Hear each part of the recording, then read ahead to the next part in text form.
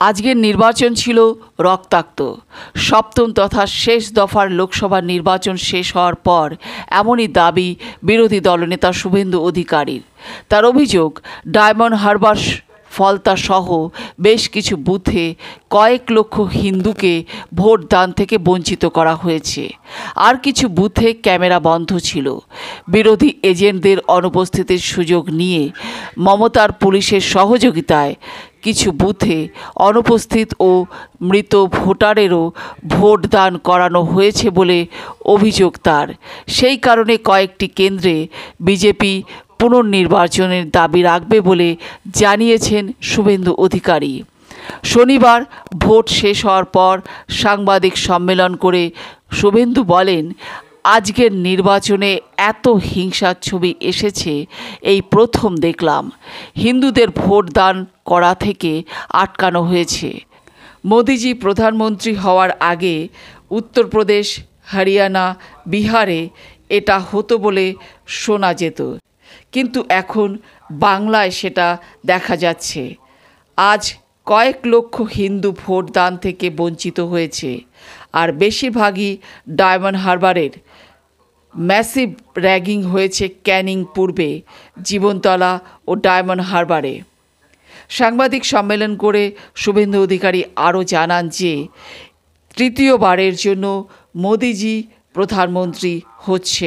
তার পাশাপাশি তিনি এটাও জানালেন যে পশ্চিমবঙ্গে তৃণমূলের অবস্থান কোথায় থাকবে এবং বিজেপির তার অবস্থান কি হতে পারে, কত সংখ্যক ভোটে বিজেপি এগিয়ে থাকতে পারে।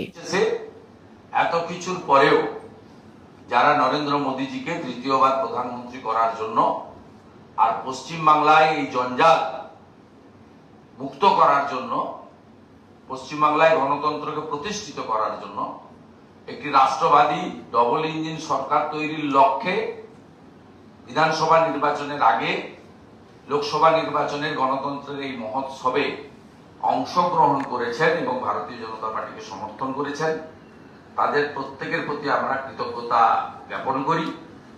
এবং 4 তারিখে নরেন্দ্র মোদীজি তৃতীয়বার প্রধানমন্ত্রী হচ্ছেন সবাই জেনে গেছে। আসুন ওই দিন আমরা অন্যের বিরক্তির কারণ না হয়ে নরেন্দ্র মোদীজিকে তৃতীয়বারের প্রধানমন্ত্রী করা সেলিব্রেশনে বা মহোৎসবে অংশগ্রহণ করি।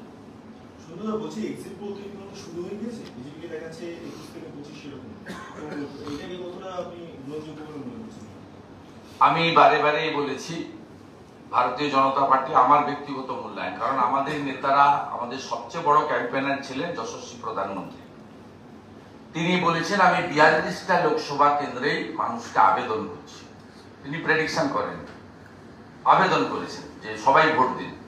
এরপরে তো আমরা বলতে পারি না যে 40টাতে আমরা জিতবো, 41টাতে জিতবো। আর আমাদের আরেক অভিজ্ঞ নেতা, প্রাক্তন সভাপতি যশস্বী স্বরাষ্ট্রমন্ত্রী, তিনি বলেছেন যে তার অভিজ্ঞতার ভিত্তিতে যে আমার 30টা পদ চাই, মানে 30 জন এমপি চাই। তাহলে তাড়াতাড়ি পশ্চিমবাংলায় মানুষকে আমরা এই জঙ্গল রাজ থেকে, এই অত্যাচার থেকে, দুর্নীতি থেকে, এই ভ্রষ্টাচারী পরিবারবাদী একটা কোম্পানি, পুলিশ নির্ভর একটা পার্টি, আইপ্যাকের মতো চিটিংবাজদেরকে যারা আমদানি করে গোটা রাজ্যের রাজনৈতিক ব্যবস্থাটাকে কলুষিত করেছে, এই জঞ্জালটাকে আমরা সাফ করতে পারবো। 30টা পদ চাই।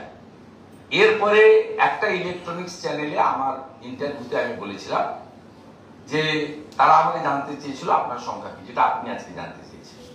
আমি বলেছি, এখনো বলছি, এত চুরি চামারি করার পরে, ঘাটালের কেস করে চুরি করেছে সবাই জানেন, আজকে ডায়মন্ড হারবার কার্যত লুট করেছে। কি করেনি বলুন?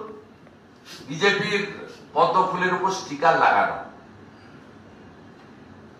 সেন্ট ঢালা, দাঁড়িয়ে থেকে ভোট দেওয়া এবং পোলিং পার্টি থেকে পুলিশ সমস্ত সেটিং কম্প্রোমাইজ করে করা। ফলতাতে সব ক্যামেরা উল্টো দিকে ঘোরানো ছিল। আমরা স্কুটিনিতে কেন চাইছি ক্যামেরা দেখানোর জন্য? ক্যামেরাগুলোতে কিছু আসবে না, উল্টো দিকে ঘোরানো থাকবে ফলতার ক্যামেরা। 260টা বুথের মধ্যে 230টা। পুরো ক্যামেরায় উল্টো দিকে দেখবেন, জানলা দেখা যাবে, দরজা দেখা যাবে, মানুষ দেখা যাবে। হ্যাঁ, তো গাম সবকিছু করেছে। তারপরেও আমি বলি, সেদিনও যা বলেছিলাম একটা ইলেকট্রনিক্স চ্যানেলকে বহুল প্রচারিত, আজকেও বলি যে আমরা তৃণমূল কংগ্রেসের থেকে আসন সংখ্যার নিরিখে বেশি থাকি।